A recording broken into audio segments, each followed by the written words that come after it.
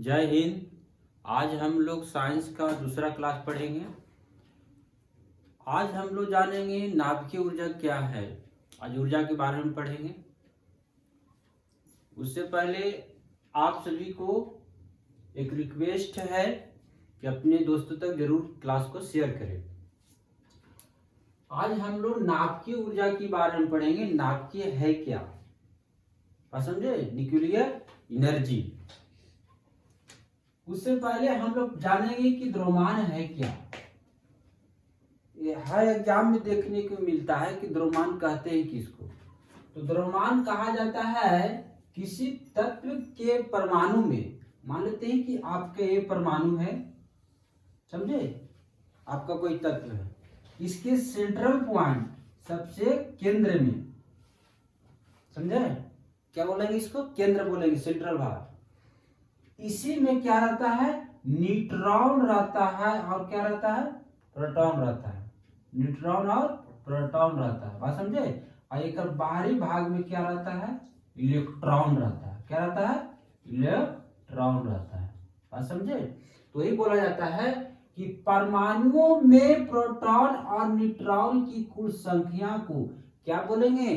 द्रव्यमान बोलेंगे। क्या बोलेंगे? द्रव्यमान बोलेंगे। किसी तत्व में क्या होता है? प्रोटॉन और प्रोटॉन और क्या होता है? न्यूट्रॉन। प्रोटॉन और न्यूट्रॉन, तो उसको क्या बोलेंगे हम लोग? द्रव्यमान बोलेंगे। आपसे प्रश्न पूछता है कि बताइए कि द्रव्यमान का सूत्र क्या होता है? तो द्रव्यमान बराबर होता है प्रोटॉन की संख्या प्लस न्यूट्रॉन की संख्या। प्रोटॉन की संख्या प्लस न्यूट्रॉन की संख्या। आपको ये ऐसे आपको ये परिभाषा नहीं पूछेगा, आपको सिर्फ बनाने के लिए दे देगा, बात समझे? तो ये कैसे बनाने दिया देगा। जैसे हम लोग द्रव्यमान को क्या बोलते हैं? ए बोलते हैं। संख्या को क्या बोलते हैं? ए बोलते हैं। और प्रोटॉन को क्या बोलते हैं? क्या? जेड बोलते हैं। इसको याद रखिएगा, ये लिखेगा नहीं, खाली ए बराबर दे देगा जेड प्लस एन दे देगा। तो बताइए ए क्या हो गया आपका? तो आप बोलिएगा द्रव्यमान। इंग्लिश में क्या कहते हैं? मास बोलते हैं, ठीक है ना? और प्रोटॉन को क्या बोलते हैं? जेड बोलते हैं। क्या बोलते हैं? जेड बोलते हैं। और न्यूट्रॉन की संख्या क्या बोलते हैं? एन बोलते हैं। क्या बोलते हैं? एन बोलते हैं। देखिए एन से है ना, यहाँ पर देखिए ना है, तो एन से ना होता है कि ना होता है? ऐसे करके याद रखेंगे। तो आपसे कह देगा कि हम ए बराबर दे दिए 5, ठीक है, और जेड बराबर दे दिए हम आपको 10। तो आप क्या निकालिए? एन बराबर निकालिए। तो एन बराबर कैसे निकालेंगे? आपसे पूछते हैं, यहाँ पर देखिए कि ए दिया हुआ है 5, ये दिया हुआ है 5 दिया हुआ है, और जेड कितना दिया है? 10 दिया हुआ। तो 10 को हम लोग इधर लाएंगे तो माइनस में होगा कि ना होगा? तो घटाएंगे तो क्या होगा? 5 होगा। तो क्या निकल जाएगा? न्यूट्रॉन निकल जाएगा, बात समझे? तो न्यूट्रॉन निकालने के लिए कहेगा तो क्या करेंगे हम लोग? घटा देंगे। मास और प्रोटॉन में क्या कर देंगे? घटा देंगे। तो क्या निकल जाएगा? न्यूट्रॉन निकल जाएगा। क्या निकल जाएगा? न्यूट्रॉन। तो ऐसे निकालने के लिए कभी कभार पूछ देता है। एक बात इसमें और ध्यान रखने की बात है कि प्रोटॉन, जितना प्रोटॉन रहता है, प्रोटॉन की संख्या जितना रहता है, प्रोटॉन की संख्या जितना रहता है, जितना परमाणु संख्या रहता है, परमाणु संख्या, और उतने ही क्या रहता है? इलेक्ट्रॉन की संख्या। इलेक्ट्रॉन की संख्या। तो आपसे पूछा जाएगा कि बताइए प्रोटॉन की संख्या दे रहेगा, तो आपसे पूछ देगा परमाणु संख्या बताए। तो परमाणु संख्या भी क्या हो गया? प्रोटॉन की संख्या होगा। अब बोलेगा इलेक्ट्रॉन देनी है, तो प्रोटॉन की संख्या बताइए, तो वही क्या हो गया आपका? प्रोटॉन की संख्या। तो प्रोटॉन की संख्या जो रहता है, जो परमाणु संख्या रहता है, वही क्या रहता है? इलेक्ट्रॉन की संख्या। तीनों क्या होता है? बराबर होता है। इतना आप लोग को समझ में आ गया होगा। अब हम लोग जानेंगे आइसोटॉप। आइसोटॉप, जो हिंदी में इसको बोलते हैं समस्थानिक। समस्थानिक क्या होता है, जिसको इंग्लिश में बोलते हैं आइसोटॉप। कभी कभी पूछ देता है आपको कि समस्थानिक मतलब क्या समझते हैं। तो समस्थानिक मतलब होता है कि किसी तत्व में क्या होता है? परमाणु की संख्या क्या होता है? समान होता है। परमाणु की संख्या क्या रहेगा? समान रहेगा, लेकिन द्रव्यमान संख्या क्या होगा? भिन्न रहेगा। परमाणु संख्या क्या रहेगा? भिन्न रहेगा। किसी तत्व के परमाणु क्या होता है? किसी तत्व की परमाणुओं में परमाणु संख्या समान रहेगा और द्रव्यमान क्या रहेगा? अलग अलग रहेगा। तो उसको क्या बोलेंगे? आइसोटॉप बोलेंगे। क्या बोलेंगे? आइसोटॉप बोलेंगे। जिसका दूसरा नाम क्या है? समस्थानिक। क्या बोलते हैं? समस्थानिक। ये एग्जाम में पूछता है ये भी पूछता है, ये भी पूछता है। अब देखिए एग्जाम्पल से समझेंगे। देखिए यहाँ पर ऐसे चल रहेगा ना, मान लेते आपका कोई भी एक तत्व है O है, ठीक है, तो ऑक्सीजन जिसको बोलते हैं, तो ये आपका नीचे तरफ रहता है, उसको बोलते हैं परमाणु संख्या। क्या बोलेंगे? परमाणु संख्या। तो परमाणु संख्या भी बताए, परमाणु संख्या जो होता है जो प्रोटॉन की संख्या होता है ना, तो नीचे की क्या हो गया? परमाणु संख्या। और ऊपर की ओर क्या रहेगा? तो ऊपर से रहता है द्रव्यमान। क्या रहता है? द्रव्यमान रहता है। क्या रहता है? द्रव्यमान रहता है। आपसे पूछते हैं कि बताइए कि परमाणु संख्या देखिए तो सेम लग रहा है कि नहीं लग रहा है? सेम लग रहा है, लेकिन यहाँ पर देखिए द्रव्यमान देखिए तो क्या लग रहा है? भिन्न लग रहा है, अलग अलग लग रहा है। तो क्या बोलेंगे हम लोग? आइसोटोप है। क्या है? आइसोटोप है। आशा करते हैं कि आप लोग इतना समझ में आ गया होगा। आइसोटोप पूछेगा या समस्थानिक पूछेगा तो परमाणु संख्या खाली समान होता है, परमाणु संख्या समान रहेगा, ठीक है, और द्रव्यमान क्या रहेगा? अलग रहेगा। द्रव्यमान को द्रव्यमान अलग होता है, न्यूट्रॉन अलग होता है, ठीक है ना। अब बढ़ेंगे आइसोबार। क्या बढ़ेंगे? आइसोबार, जिसको बोलते हैं क्या? समभारी। क्या बोलते हैं? समभारी। समभारी का दूसरा नाम क्या होता है? आइसोबार। क्या बोलते हैं? आइसोबार। तो इसमें क्या होता है कि तत्व के परमाणु में क्या होता है? द्रव्यमानों की संख्या समान होता है। द्रव्यमानों की संख्या क्या होता है? समान होता है। द्रव्यमानों की संख्या क्या होगा? समान हो जाएगा। और इसको क्या परमाणु संख्या क्या होता है? अलग अलग रहता है। इसमें देखिए द्रव्यमान क्या हो रहा है?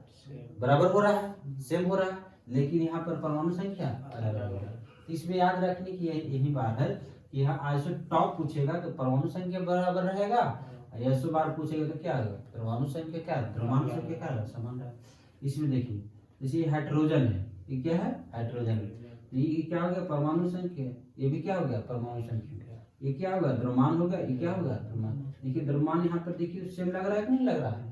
और आपका यही देखिए परमाणु संख्या क्या रहा? अलग अलग। इसमें भी जो लिथियम देखिए है, तो लिथियम में देखिए परमाणु संख्या क्या है आपका? देख रहा है ना?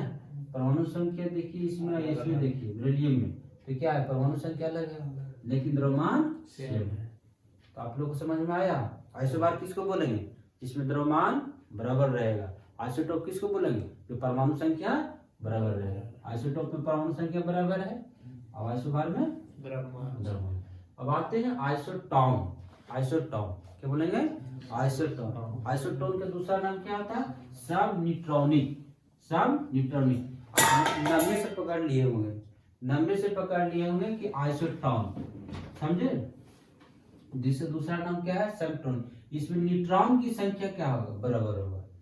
देखिए न्यूट्रॉन आ रहा है कि नहीं आ रहा है? तो इसके दो नाम आता है, एक कभी का पूछ देता है कि देखिए समान न्यूट्रॉन की संख्या वाले, यहाँ पर ध्यान दीजिए क्या बोल रहा है? न्यूक्लियाइड।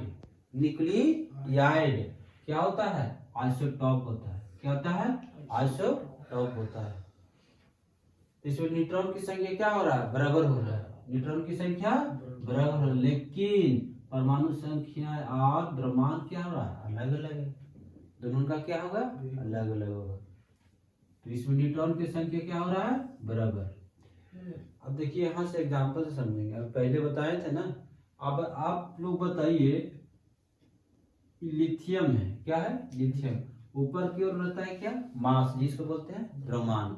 नीचे क्या क्या रहता है? परमाणु संख्या। अब मास हम लोग न्यूट्रॉन को निकालना है। न्यूट्रॉन देखेंगे बराबर है या नहीं है। तो न्यूट्रॉन निकालने के लिए क्या बोले थे? हम बोले थे परमाणु संख्या को मास से क्या करेंगे? घटा देंगे। तो इसको से इसको घटाएंगे तो कितना होगा? 7 में से 3 गया तो कितना बचा? 4 बचा।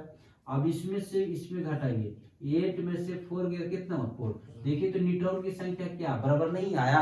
आया कि नहीं आया? तो न्यूट्रॉन की संख्या निकालने के लिए कभी कभी पूछ देता है कि न्यूट्रॉन की संख्या बताएं, ऐसे लिख ले रहेगा तो क्या करेंगे हम लोग? घटा देंगे। क्या करेंगे? घटा देंगे। इसमें भी हम लोग देख सकते हैं कि 3 में से 1 गया तो कितना बचा? 2। और 4 में से 2 गया तो 2 बचा।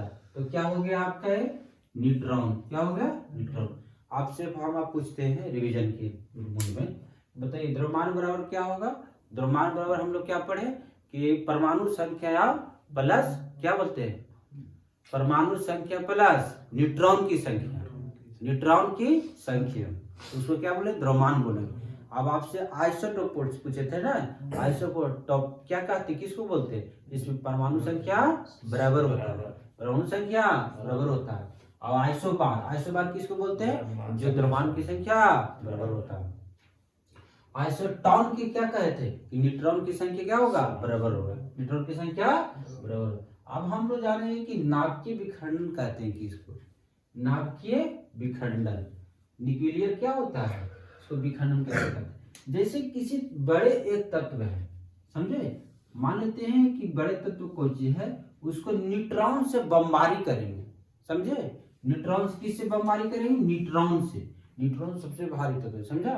तो इससे हम लोग क्या करते हैं? बमबारी करेंगे। तो बमबारी करने से क्या होता है? विस्फोट होता है। अब विस्फोट होता है तो 2 टुकड़ा में बढ़ जाता है, समझे। कितने टुकड़ा में बढ़ जाता है? 2। तो बोल देंगे हम लोग क्या? नाभिकीय विखंडन का मतलब हुआ कि एक बड़ा तत्व जो न्यूट्रॉन से क्या करते हैं? बमबारी करते हैं। और बमबारी करने से एक छोटे छोटे तत्व में क्या हो जाता है? विघटन हो जाता है। छोटे छोटे तत्व में क्या हो जाता है? विघटन हो जाता है। और विघटन होगा तो बताइए कि उससे क्या निकलेगा? बड़ी मात्रा में ऊर्जा। क्या निकलेगा? बड़ी मात्रा में क्या निकलेगा? ऊर्जा। बात समझे।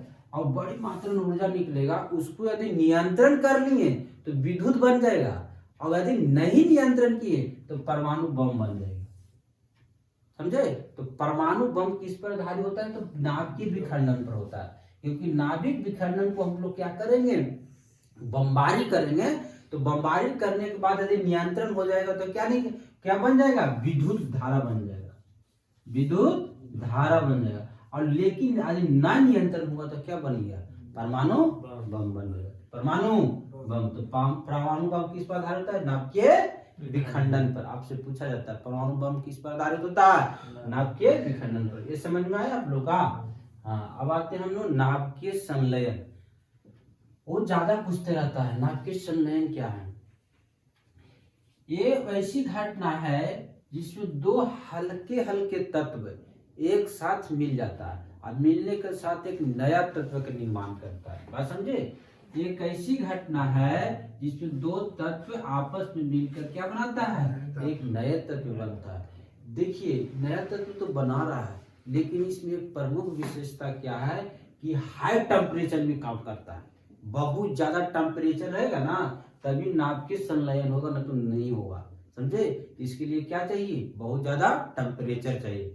बहुत ज्यादा टेम्परेचर चाहिए। देखिए, जब हम लोग देखते हैं सूर्य भगवान की टेम्परेचर, तो जो टेम्परेचर होता है ना, तो उसके चारों तरफ ज्यादा टेम्परेचर रहता है, तो उसको चारों तरफ कौन सा प्रक्रिया होता है? तो नाभिकीय संलयन। कौन सा? नाभिकीय संलयन। तो आपसे प्रश्न पूछेगा कि बताइए सूर्य का ऊर्जा किस पर आधारित होता है? तो नाभिकीय संलयन। किस पर? नाभिकीय संलयन। क्योंकि उसका टेम्परेचर बहुत हाई होता है। होता है कि नहीं होता? तो आप लोग समझ गए, आप लोग ना। अब बोलेगा हाइड्रोजन बम किस पर आधारित बनता है? तो हाइड्रोजन बम भी किस पर?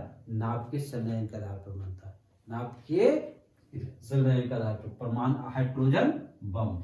हाइड्रोजन बम बहुत शक्तिशाली होता है। हाइड्रोजन बम परमाणु बम से ज्यादा खतरनाक होता है, समझा। परमाणु बम से वहां लिखा हुआ है भी, सूर्य के चारों तरफ। ये तो समझ गए आप लोग। नाभिकीय संलयन प्रक्रिया काम करता है। हाइड्रोजन बम निर्माण किस पर होता है? तो नाभिकीय संलयन से। देखिए, प्रश्न यही पूछता है, हाइड्रोजन बम किस पर? तो बोलेगा नाभिकीय संलयन। परमाणु बम पूछेगा तो क्या? नाभिकीय विखंडन। बात समझे। अब यहाँ पर जानते हैं कि हाइड्रोजन बम जो है परमाणु बम से बहुत विनाशकारी होता है, ज्यादा विनाशकारी और शक्तिशाली होता है, समझे। अब हम जानते हैं कि नाभिकीय रिएक्टर क्या है। नाभिकीय रिएक्टर, इसको एक तरह से भट्ठी बोलते हैं। बात समझे। नाभिकीय रिएक्टर को क्या बोलते हैं? भट्ठी। जिसमें क्या होता है? इस भट्ठी में यूरेनियम और ब्रोनियम डाला जाता है, समझे। ईंधन, जैसे यूरेनियम है, यूरेनियम से क्या विद्युत बनता है, समझे। यूरेनियम 200 कितना 35 को हम लोग की इस भट्ठी में नाभिकीय रिएक्टर में डालेंगे, तो जैसे ही इसमें डालते हैं तो बड़ी मात्रा में ऊर्जा निकलता है। क्या निकलता है? ऊर्जा निकलता है। और उस ऊर्जा से पानी को गर्म करते हैं। क्या करते हैं? पानी को गर्म करते हैं। अब पानी को जब गर्म करते हैं तो क्या होता है? जब इसी से क्या विद्युत बनता है। बात समझे। बात में समझ में आप लोग को आया। जैसे बोला जाता है कि नाभिकीय रिएक्टर क्या हो गया? भट्ठी है। तो भट्ठी मान लेते हैं। बात समझे। इसमें यूरेनियम डाले ना, यहाँ पर बड़ा मान लेते हैं कि ट्रक, इसमें पानी भरा हुआ है, समझा, टंकी भरा हुआ है, और उसमें अंदर से जब ऊर्जा निकलेगा तो इसको गर्म करेगा कि नहीं करेगा। अब इसको गर्म करेगा तो यहाँ से पानी गर्म होकर नीचे गिरेगा, यहाँ टरबाइन लगा रहेगा, समझा, टरबाइन एक पंखा जैसा रहता है, और घूमेगा, क्या होगा, घूमेगा, तो घूमने से क्या बनेगा, विद्युत बनेगा, क्या बनेगा, विद्युत बनेगा। तो आशा करते हैं कि नाभिकीय रिएक्टर आप लोग को समझ में आ गया होगा। इसको यदि नियंत्रण करने के लिए भारी जल का प्रयोग किया जाता है। क्या प्रयोग किया जाता है, भारी जल। भारी जल का सूत्र होता है डी, कैपिटल में डी, कैपिटल D2O भारी जल का सूत्र होता है। तो D2O क्या होता है, भारी जल। इसके द्वारा क्या होता है, नाभिकीय रिएक्टर को नियंत्रण किया जाता है, समझे। और उसके बाद में यदि इसको साथ ग्रेफाइट का प्रयोग भी किया जाता है, समझे, इसको नियंत्रण करने के लिए। तो आपसे पूछा जाता है, बताइए इसको नाभिकीय रिएक्टर को नियंत्रण करने के लिए क्या प्रयोग किया जाता है, D2 को, जिसको बोलते हैं भारी जल को, और दूसरा ग्रेफाइट। तो आप लोग इतना समझ गए होंगे, आशा करते हैं कोई डाउट नहीं होगा आप लोगों का, समझे। इस टॉपिक से रिलेटेड आप बुक पढ़िए। आप बुक पढ़ने के साथ साथ डिस्कस कीजिए अपने दोस्तों के साथ, अपने भाई बहन जो भी है बताइए उसको, अपने दोस्तों को ये वीडियो को शेयर करें। जय हिंद।